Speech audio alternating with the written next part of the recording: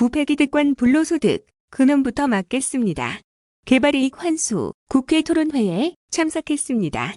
제가 최초로 전과가 생기고 구속된 사건이 분당 파크뷰 사건입니다. 정경유착과 부정부패로 진행된 사업의 반대운동만 3년을 했습니다. 덕분에 부동산 불로소득이 이렇게 형성되는구나 알게 됐고 이후 부당이익 환수가 하나의 신념이 되었습니다.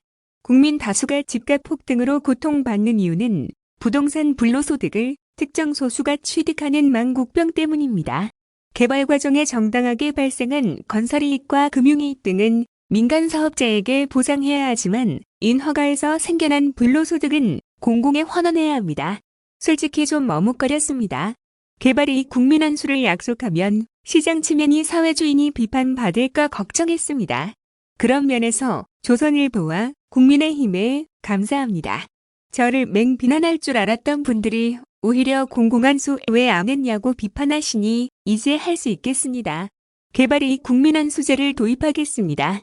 일정 면적 이상을 개발할 때 인허가로 발생한 불로소득은 공공으로 환수하고 청년과 무주택자들의 살 집을 건설하는 데 사용할 수 있도록 하겠습니다.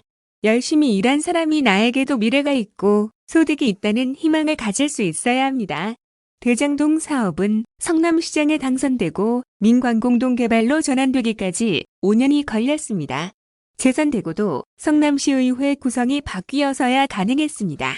당시 국민의힘은 이명박 대통령부터 LH사장, 국회의원, 성남시의회까지 나서 공공개발을 막았습니다. 기득권 세력에 둘러싸여 외롭게 싸우면서 일개 기초단체장 힘으로 해낸 것이 민관공동개발입니다. 그렇지 않았다면 5,503억 원조차 토지 투기 세력과 부패기득권에게 돌아갔을 것입니다. 광모 의원 아들 같은 이들이 퇴직금 50억을 더 많이 받았겠지요. 연루 인사들도 더 많은 불로소득을 취했을 것입니다. 현재까지 제기된 화천대 6게이트는 검경이 조속히 수사해서 밝혀주시리라 생각합니다. 위례 신도시 관련 허위 사실도 다릅니다. 제 기억으로 당시 평당 1,500여만 원, 예상이익이 약 1,000억이었습니다. 협약되는 800억 예상이익에 400억가량 배당이 예정되다가 어렵다며 계속 줄어 최종 150억 정도를 성남시가 받았습니다. 그 돈으로 육아지원센터 등을 지었습니다. 김기현 원내대표는 이 돈이 어디 갔냐며 대장동 축소판의 공통분모가 저라고 하십니다. 본인 발언에는 반드시 책임지셔야 할 것입니다. 부동산 불로소득 공화국 이제는 끝냅시다. 부패기득권 세력이 부동산으로 막대한 부를 취하는 시대는 이재명 정부에서 없을 것입니다. 다음 페이스북 글 국회 세종의사당법 통과 국가균형 발전의 완성을 향해 가겠습니다. 국회 세종의사당법안이 국회 본회의를 통과했습니다. 균형 발전을 위한 큰 걸음을 내딛게 되었습니다. 진심으로 환영합니다. 우리 민주당이 오랫동안 추진해온 과제를 실현시켰다는 점에서 더욱 기쁩니다. 오늘 국회의 결정으로 세종특별자치시는 비로소 행정과 입법의 기능을 갖추게 되었습니다. 국회 세종의사당이 건립되면 세종특별자치시는 중추적인 행정 입법 기능을 수행할 수 있는 토대를 완성하게 됩니다. 국회 세종의사당 설치는 세종시 완성을 한 차원 높은 수준으로 끌어올리게 됩니다. 국토균형 발전은 물론 노무현 대통령의 꿈이었던 행정수도 완성을 현실화시키는 길입니다. 한 걸음 더 나아가겠습니다.